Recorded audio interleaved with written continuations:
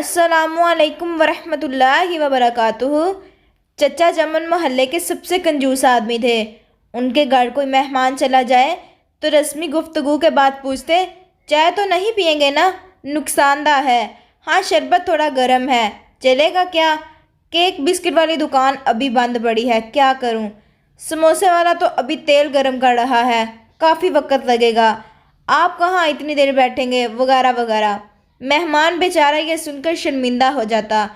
ایک دن دوپہر کو کسی فقیر نے ان کے گھر دروازہ کھٹکھٹایا۔ چچا چمن نے دروازہ کھولے بغیر پوچھا، کون ہے بھائی؟ فقیر بولا، بیٹا مہربانی کرو، مجھے 10 روپے دے دو، میرے پاس سالن ہے، روٹی لے کر کھا لوں گا۔ جاؤ جاؤ دفع ہو جاؤ، نہیں ہے میرے پاس پیسے۔ پتہ نہیں کہاں سے ایسے بیکار لوگ آ جاتے ہیں مانگنے کے لیے، کھانے سے کبھی بھی دل نہیں بڑھتا۔ چچا چمن نے بیچارے فقیر کو خوب باتیں سنائیں۔ فقیر مایوس ہو گیا۔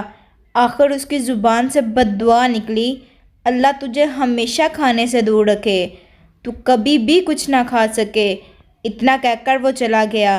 چند روز بعد چچا چمن کے معدے میں شدید درد اٹھا۔ درد اتنا شدید تھا کہ وہ تڑپ تڑپ اٹھے۔ گھر والے ان کو ہسپتال لے گئے۔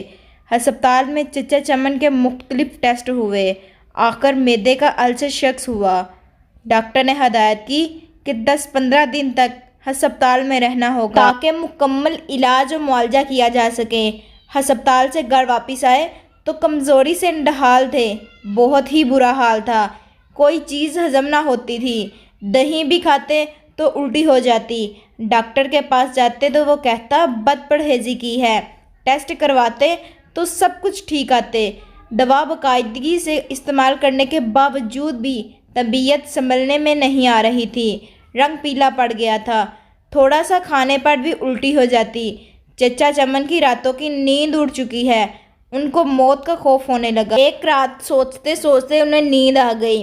خواب میں دیکھا کہ پلاؤ کی دیگ کے قریب بیٹھے ہوئے ہیں اور سب کو چاول بانٹ رہے ہیں۔ صبح اٹھ کر چچا چمن نے گھر والوں کو اپنا خواب سنایا۔ انہوں نے مشورہ دیا کہ غریبوں کو کھانا کھلائیں۔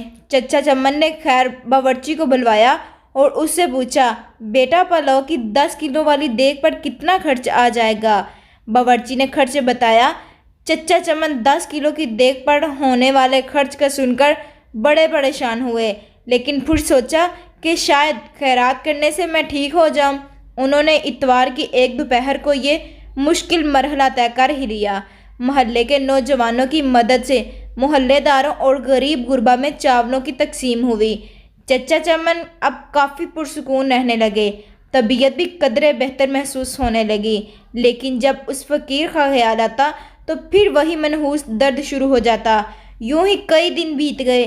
ایک شام کو کسی فقیر کی آواز آئی، اللہ کے نام پر دے دو بابا۔